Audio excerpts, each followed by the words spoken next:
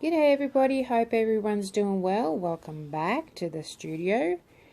I'm really excited to show you how I did this tray, and I kind of almost gave up on it as I do, but I managed to save it and create something really cute.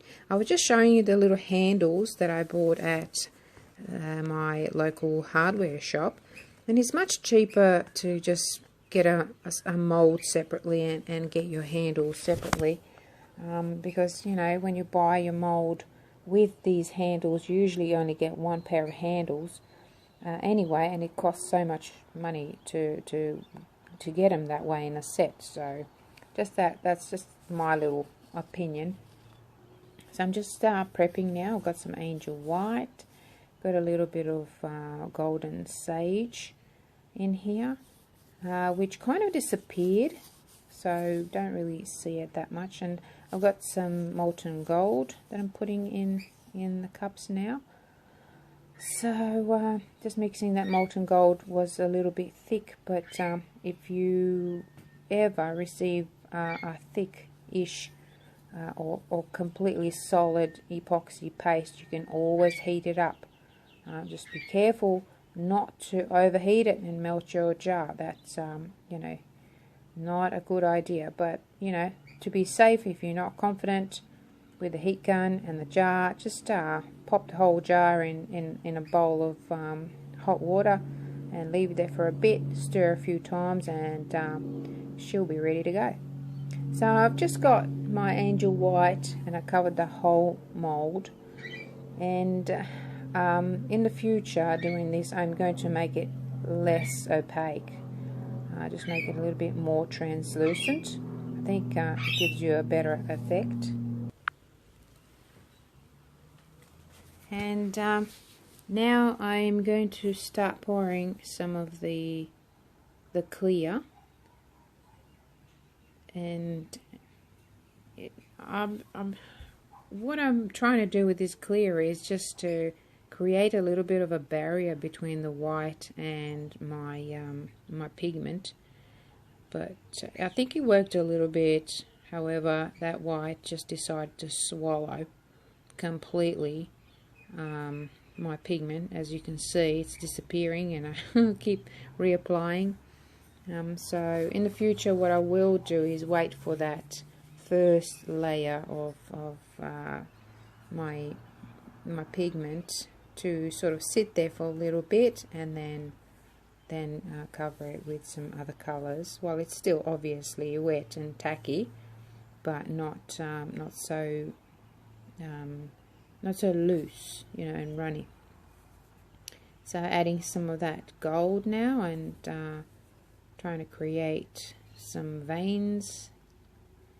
And yeah, I tend to go overboard with things, and I think that's just my traditional artist background, and I just really miss doing some brush strokes but I don't have time to do it, and I do these videos because everybody's into resin, and so I'm just doing that so I can show you what I do with my pigments.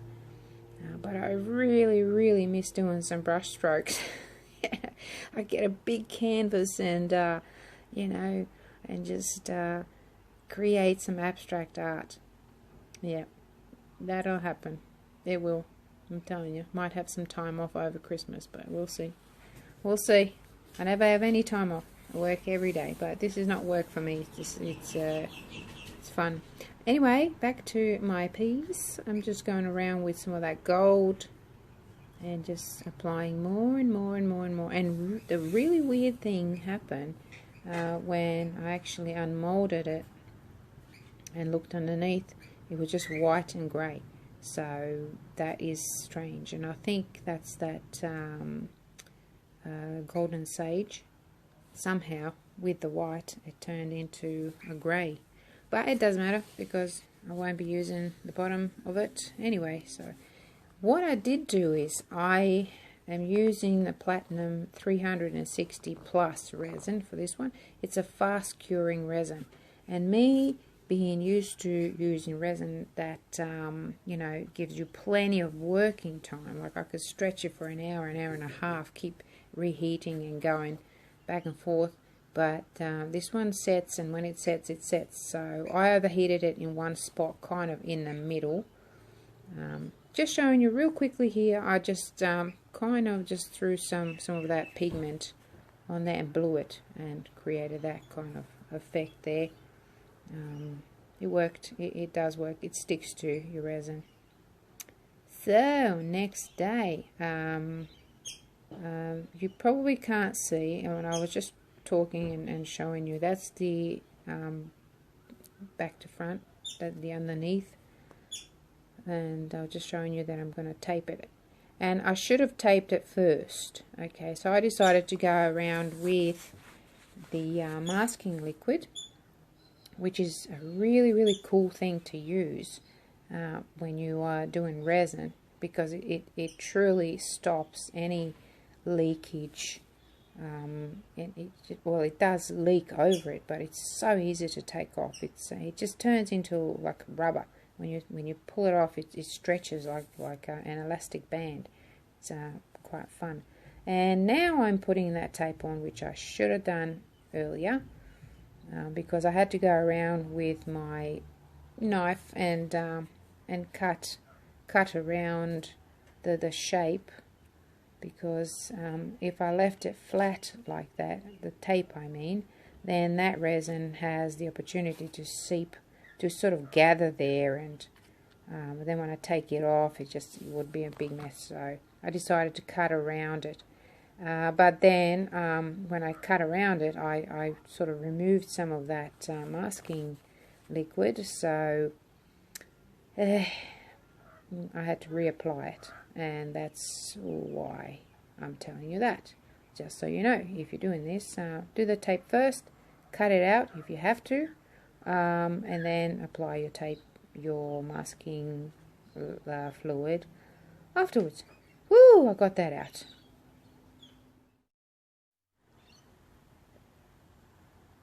Now, next step.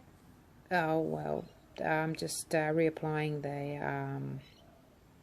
my masking fluid now, or liquid. And now that is all dried up nicely, so I've got my resin all mixed up, and I'm just applying a tiny little bit of resin around the edges, because I have an idea, because I had to put another coat over it, and because I had that bump in the middle, even though I had to sand it down quite a bit, it was still not flat enough for me to just reapply a clear coat of resin. So I decided to make a little barrier on the edges, and that's what I'm doing now. I am using the white quartz. I absolutely love this gemstone, and I'm just kind of pushing it there and helping with my left hand for them to stay in position and not, you know, fall out, and just be kind of uniformed as much as possible, and going around with my clear epoxy resin just to kind of make sure that they stick and they are a little bit covered. And plus I'm going to build this wall with some more of these gemstones, as you can see me doing now. Just a little bit, few here and there, just to lift it up a little bit. It just really helps with the design. It makes it look all better. Now I actually bought a few of these molds by mistake, so I do have them in the shop if you want to get some. It's not a really big tray. It's a nice size. It's about 30 centimeters by about 17 centimeters. Not sure what that is in inches, but I do have all of that information in the shop. Anyway, here comes the peacock green pigment, one of my favorites, because I want to put just a little splash of color in there.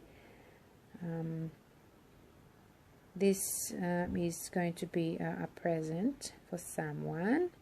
I'm not going to say who, just in case they are watching the video.